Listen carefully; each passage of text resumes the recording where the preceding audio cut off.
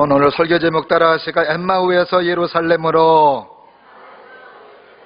다시 한번 엠마우에서 예루살렘으로. 여러분들이 엠마우 자리에 있다면 예루살렘으로 옮겨지시기를 바라며, 그래서 하나님의 뜻을 이루고 하나님의 복음을 전할 수 있는 우리 모두가 될 수 있기를 주의 이름으로 축원합니다. 평생 가난하고 병들고 약한 사람들을 도와주며 예수님의 사랑을 실천했던 테레사 수녀라는 사람이 있습니다. 지금은 이 세상 사람이 아닌데 1919년 12월 11일 이 사람이 노벨 평화상을 받았습니다. 그때의 수상소감 연설을 이렇게 마무리합니다. 예수님은 나의 마음에 계십니다. 그리스도는 내가 만나는 가난한 사람들 중에도 계십니다. 예수님은 내가 주고받고 있는 미소 중에도 계십니다. 그의 삶의 전적으로 예수님이 함께 하시고 예수님의 놀라운 사랑 가운데 삶을 살고 있음을 고백하고 있는 연설이었습니다.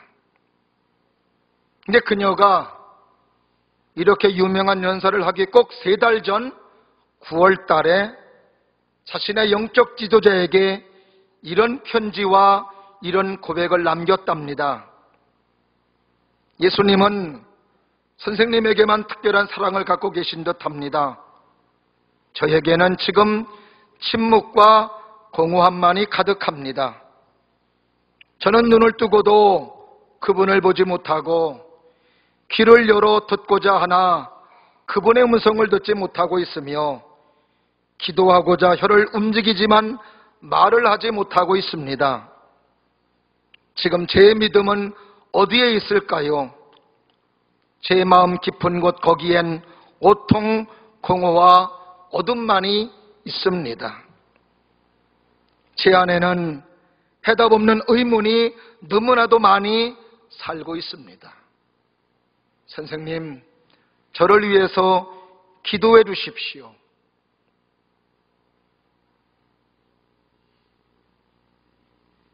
노벨 평화상을 받을 때 내 마음에 예수님이 계십니다. 나의 얼굴 속에서도 예수님이 계십니다. 그리고 나와 함께하는 가난한 사람들 중에도 예수님이 함께하다고 고백했던 이 여인이 3개월 전만 해도 내 마음속에는 공허만이 있습니다. 그분을 보지 못하고 그분의 음성을 듣지 못합니다. 자, 같은 사람이 그 마음속에서 고백하는 내용입니다. 어떤 게 진짜예요? 예수님이 함께하고 있다는 게 진짜입니까? 아니면 내 마음이 어둡다고 하는 것이 진짜입니까?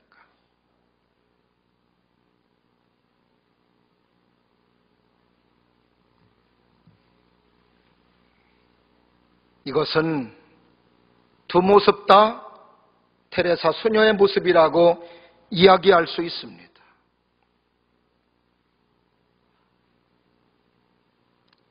내 눈에 보이지 않고 내 귀에 들리지 않는 하나님의 음성을 듣지 못하는 나도 나이며,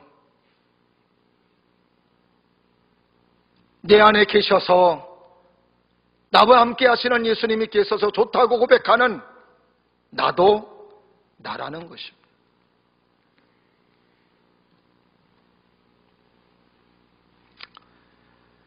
영성가들은 힘들고 어려운 시간, 하나님이 없다고 하는 그 시간, 내가 어디를 보아도 믿음이 없는 것 같은 그 시간도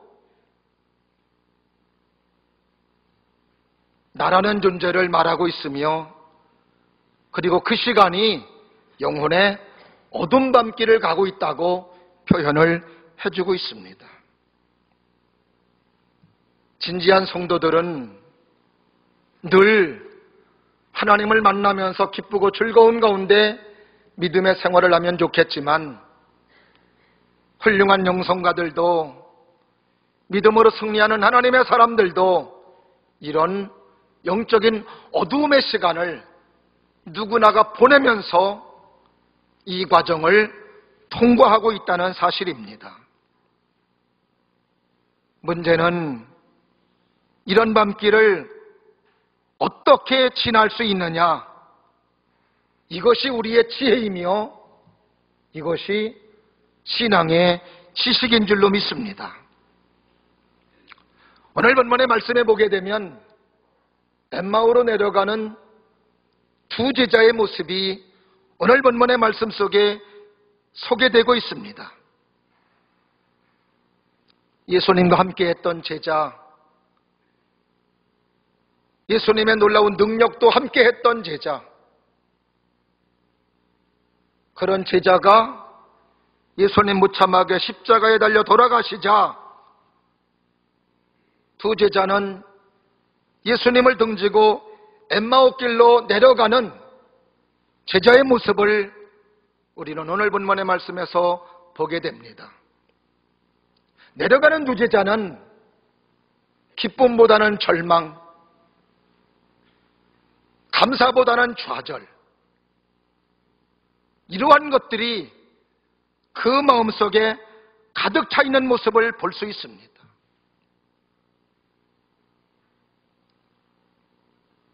예수님의 부활의 소식을 들었어도 그 부활의 소식이 이 두 제자의 마음속에 울림이 되지 못하고 있습니다. 외침이 되지 못하고 있습니다. 여전히 엠마오로 내려가는 절망의 제자의 모습으로 오늘 본문의 말씀에 소개되고 있으며, 그리고 엠마오를 향하여 내려가고 있습니다. 어쩌면 두 제자의 절망의 모습은 오늘 부활절을 맞이했고 부활의 믿음을 가지고 삶을 산다 하면서도 여전히 내 마음속에 확신을 갖지 못한 채 실망과 좌절 속에 삶을 살고 있는 나의 모습이고 우리의 모습인지도 모르겠습니다.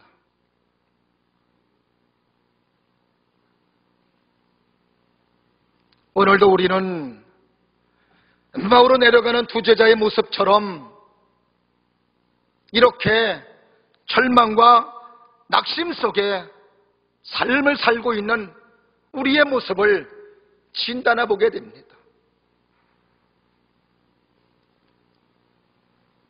오늘도 우리는 이런 두 제자의 모습을 보며 오늘도 하나님의 말씀을 듣고 믿음으로 삶을 살아가는 하나님의 사람들의 여정 속에도 영혼의 어두운 밤길이 믿음의 사람들의 여정 속에 꼭 있다는 것을 우리에게 주님은 가르쳐주고 계십니다.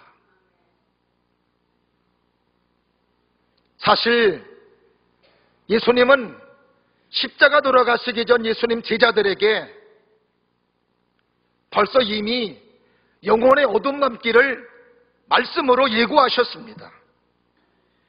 요한복음 16장 32절을 보면 보라 너희가 각각 제 곳으로 흩어지고 나를 혼자 둘 때가 오나니 벌써 왔도다.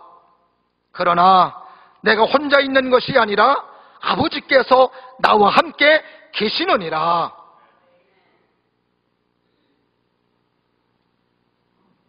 예수님의 제자들과 함께 계실 때 예수님께서는 제자들을 향하여 영혼의 어두운 밤길을 벌써 말씀해 주셨습니다.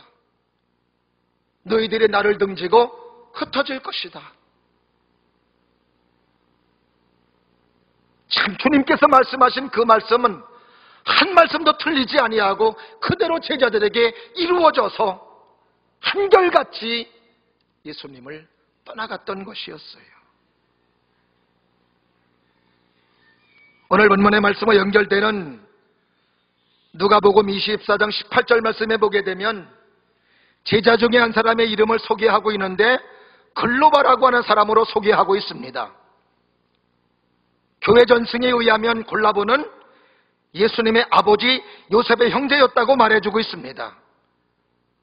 그리고 또 다른 제자는 그의 아들 시몬으로 말해주고 있는데, 이 두 사람은 예수님의 12제자 들지는 못했지만 초대교회의 큰 인물로 감독을 지냈다고 합니다.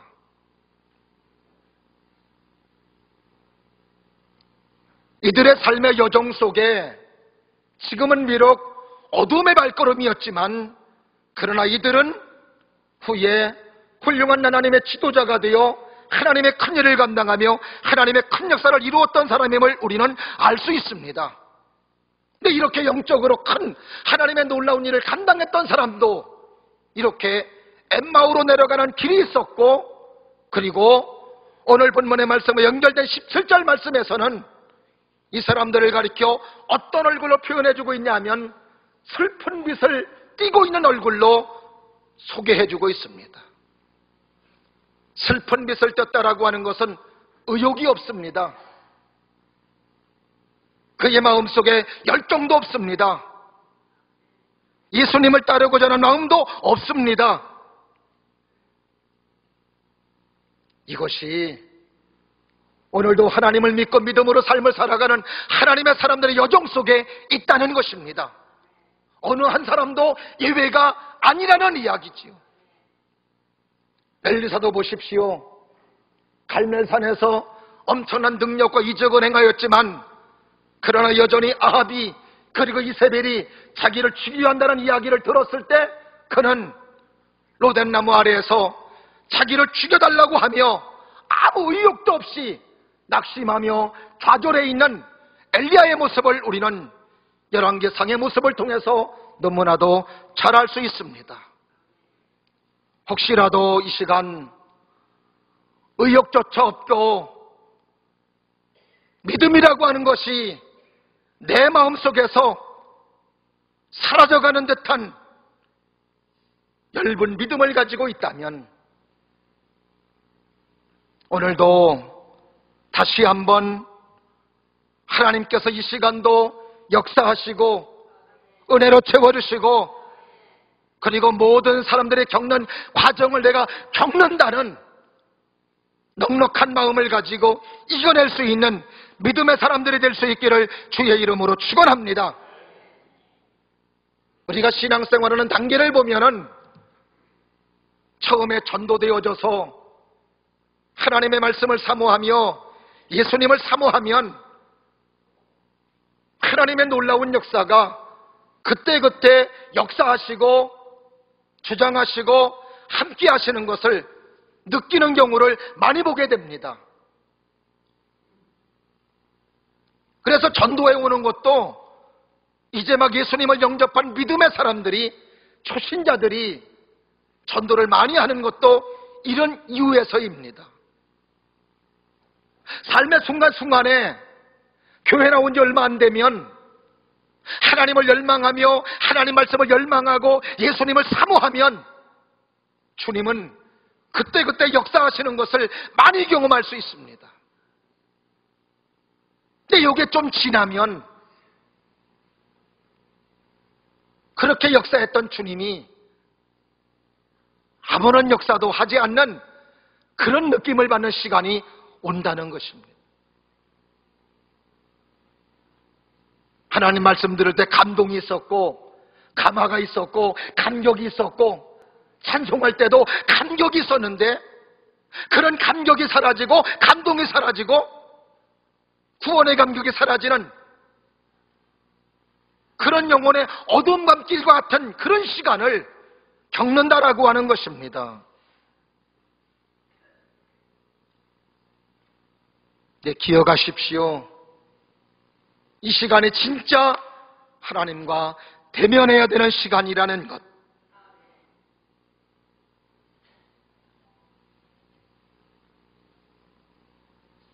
나의 기도를 안 듣는 것 같고 하나님이 내 기도에 응답하지 않는 것 같고 내가 하나님의 말씀을 들을 때 감동이 없는 것 같아도 따라하십니다. 하나님은 그때에 나를 버린 것이 아닙니다.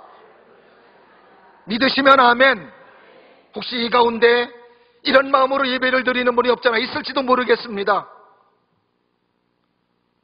내가 기도했는데도 응답이 없는 것 같고 감격이 없는 것 같고 그렇게 가깝게 느꼈던 하나님이, 그렇게 가까이 느껴졌던 예수님이 너무나도 먼 것 같은 느낌.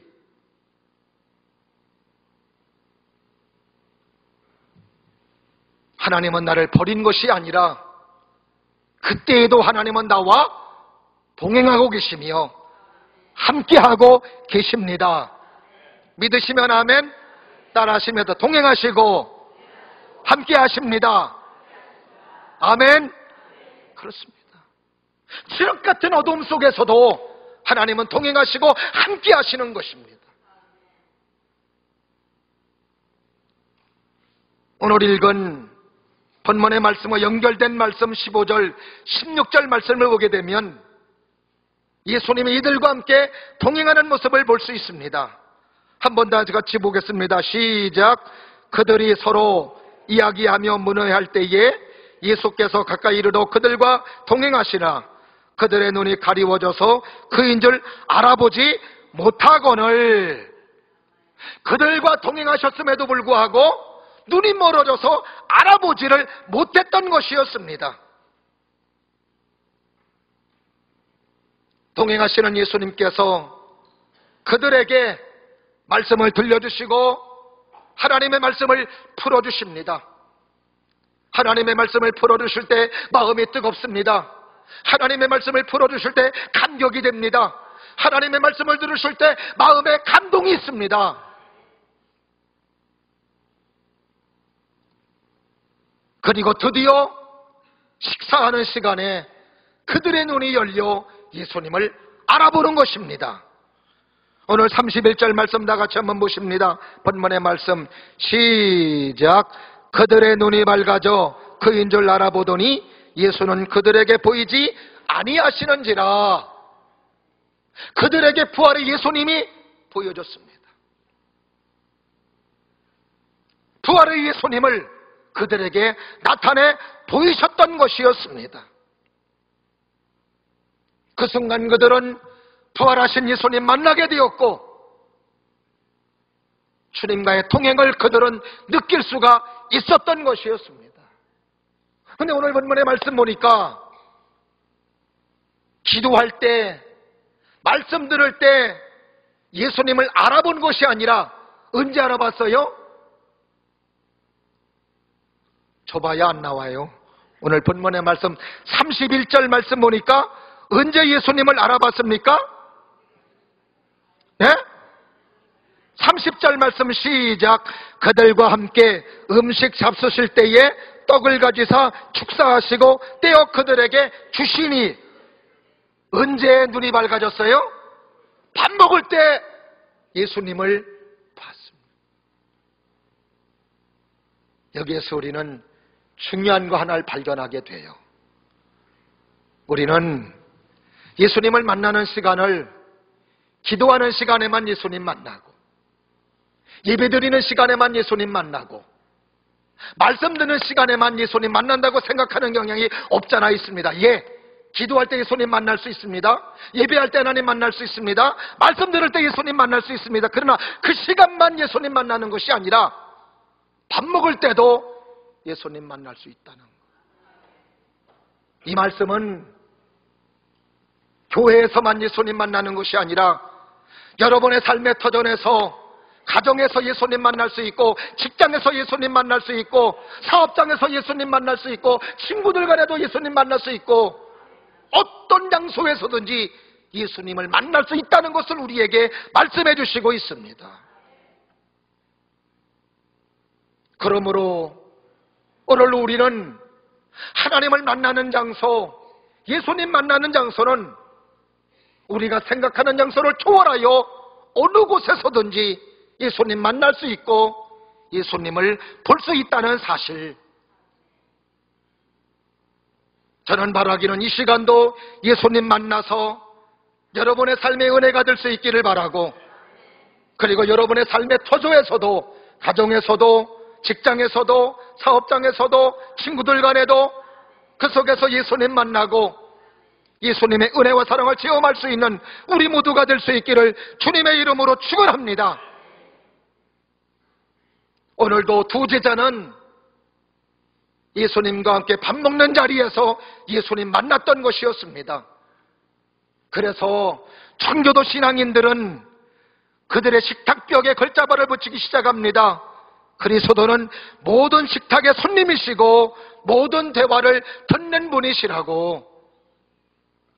우리가 우리의 삶의 장소에서 하나님이 계시다는 것을 인지하고 삶을 살아간다면 우리가 말하는 것도 그렇고 행동하는 것도 그렇고 많이 하나님이 원하시는 모습으로 말하며 하나님이 원하시는 모습으로 행동할 것입니다.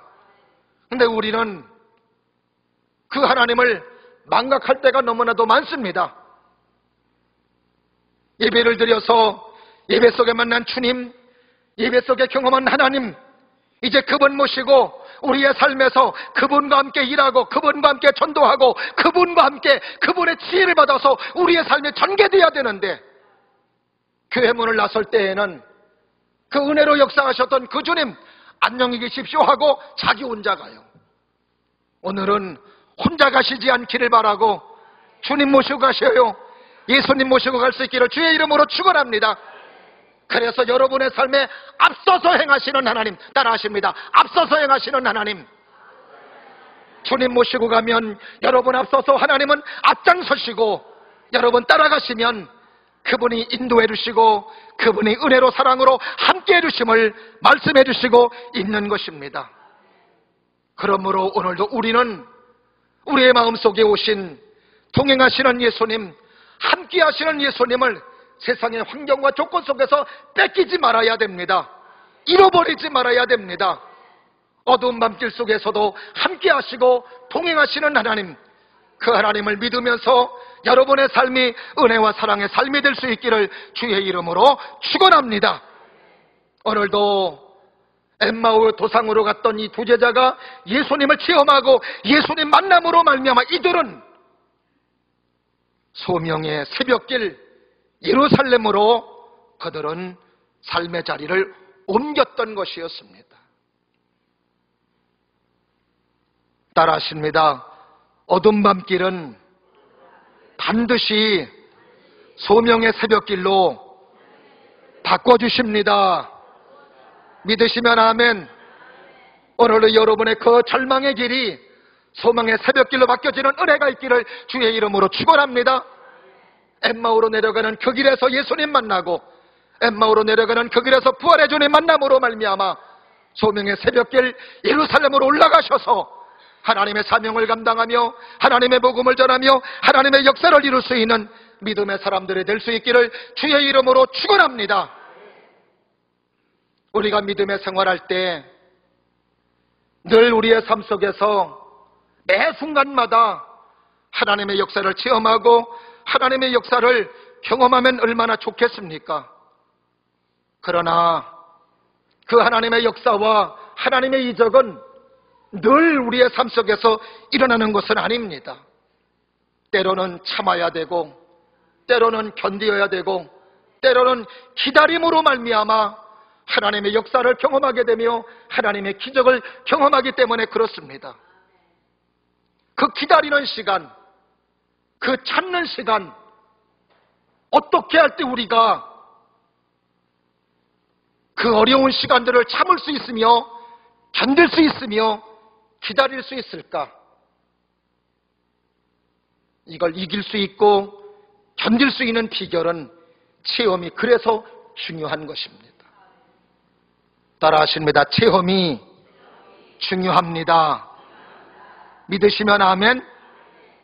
그 체험이 견디게 하고 체험이 기다리게 하고 체험이 결국 하나님의 이적과 능력을 경험할 수 있기 때문에 그렇습니다.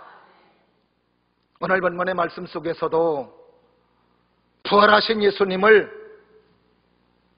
이 두 제자가 봤습니다. 그런데 오늘 본문의 말씀 보니까 계속 본 게 아니었어요. 잠깐 봤어요. 잠깐.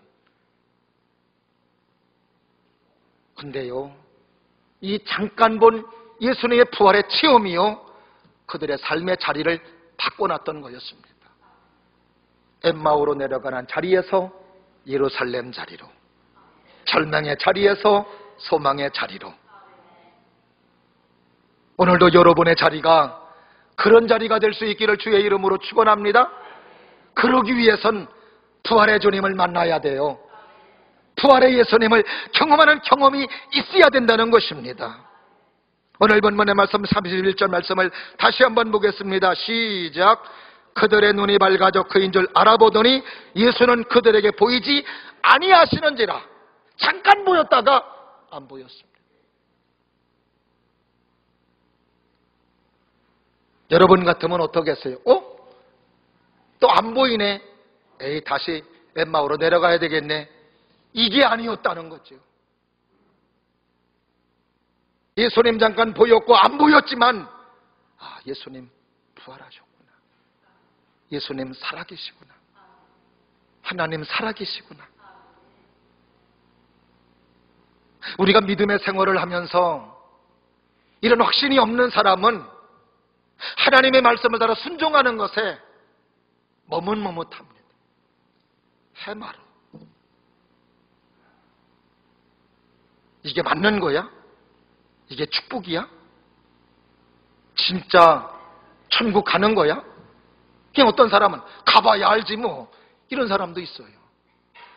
그러나 체험이 있는 사람, 예수님 만난 경험이 있는 사람, 확신이 있습니다. 삶의 방향이 정확합니다. 주님 살아계시다고, 예수님 살아계시다고, 마지막 때 천국이라고, 나에게 상급 주신다고, 면류관 주신다고. 이게 바로 체험 속에서 나오는 것이라 이 말이죠. 저는 여러분들 모두가 하나님의 말씀 경험할 수 있기를 주의 이름으로 축원하며, 하나님의 말씀을 성령으로 경험하시고 하나님의 말씀을 성령으로 체험하셔서 여러분의 믿음의 생활에 주저함이 없기를 바라며 자신 있게 한 걸음 한 걸음 내디딜 수 있는 하나님의 사람들, 믿음의 사람들 될 수 있기를 주의 이름으로 축원합니다. 그러게 바울은 힘들고 어려운 여정 속에서도 이 말씀이 믿어지기에 내가 믿음의 선한 싸움을 싸우고 달려갈 길을 마치고 믿음을 지켰으니 이제 후로는 나의 의로우신 재판장에 내게 상을 줄 터이니 내게만 아니라 주의 나타나심을 사모하는 모든 자에게니라. 현재의 고난은 장차 올 영광과 좋게 비교할 수 없다고 하며 믿음의 길을 꿋꿋하게 걸어가며 하나님의 복음 전하는 일을 자신 있게 감당하는 모습을 우리는 볼 수 있습니다. 여러분의 믿음의 생활에 확신이 있기를 주의 이름으로 축원합니다. 체험이 있는 사람, 이런 확신 가지고 나갈 수 있다 이 말이지요. 오늘도 두 제자는 삶의 변화가 일어났습니다. 엠마오로 내려가는 그들의 발걸음이 예루살렘으로 옮겨지는 하나님의 축복과 하나님의 사명을 감당하는 소중한 믿음의 사람으로 세워졌던 것이었습니다. 오늘 본문의 말씀, 그들의 삶의 변화를 32절부터 34절 말씀에서 우리는 알 수 있습니다. 한 번 다 같이 한번 보겠습니다. 32절부터 34절 시작. 그들이 서로 말하되 길에서 우리에게 말씀하시고 우리에게 성경을 풀어주실 때에 우리 속에서 마음이 뜨겁지 아니하더냐 하고 곧 그때로 일어나 예루살렘에 돌아가 보니 11 제자 및 그들과 함께한 자들이 모여있어 말하기를 주께서 과연 살아나시고 시몬에게 보이셨다 하는지라. 35절 다 같이 시작. 두 사람도 길에서 된 일과 예수께서 떡을 떼심으로 자기들에게 알려주신 것을 말하더라. 아멘. 엠마오로 내려가는 길에서 예수님 만난 그 영적 체험을 예루살렘에 와서 동료들에게 이야기하며 그리고 예루살렘 교회의 하나님의 큰 지도자가 되어 결국 2대 감독이 되며 하나님의 놀라운 뜻을 이루고 하나님의 역사를 이루었던 믿음의 사람이 되었음을 우리는 알 수 있는 것입니다. 저는 오늘도 여러분의 삶이 그러기를 주님의 이름으로 축원합니다. 주님 만남으로 부활의 예수님 체험함으로 말미암아 절망의 황혼의 자리에서 부활의 황홀한 새벽의 자리로 옮겨질 수 있는 축복의 사람, 하나님의 복음을 전함으로 말미암아 나도 생명을 얻고 많은 사람들에게 생명을 주므로 하나님이 기뻐하시는 모습으로 살아갈 수 있는 우리의 모습이 될 수 있기를 주님의 이름으로 축원합니다. 하나님은 오늘도 우리의 자리를 바꿔주시기를 원하십니다. 절망의 자리에서 소망의 자리로, 좌절의 자리에서 기쁨의 자리로, 오늘도 부활의 주님은 우리에게 이렇게 역사하실 줄로 믿습니다. 하나님은 야곱도 바꿔주셨습니다. 모세도 바꿔주셨습니다. 기드온도 바꿔주셨습니다. 베드로도 바꿔주셨습니다. 오늘 글로버 그리고 시몬도 바꿔주셨습니다. 예배드리는 저와 여러분들도 오늘도 부활의 주님 만나게 하심으로 우리의 삶을 분명히 바꿔주실 줄로 믿습니다. 이제 이후의 삶 속에 주님과 동행하는 복된 삶이 되시기를 주의 이름으로 축원하며, 그래서 여러분의 삶의 자리에 하나님의 복음이 전파되며 하나님의 말씀이 증언됨으로 말미암아 그래서 수많은 사람을 하나님 앞으로 인도하며 하나님이 기뻐하시는 아름다운 역사들이 저와 여러분들의 삶의 현장에서 나타날 수 있기를 주님의 이름으로 축원합니다. 기도하겠습니다.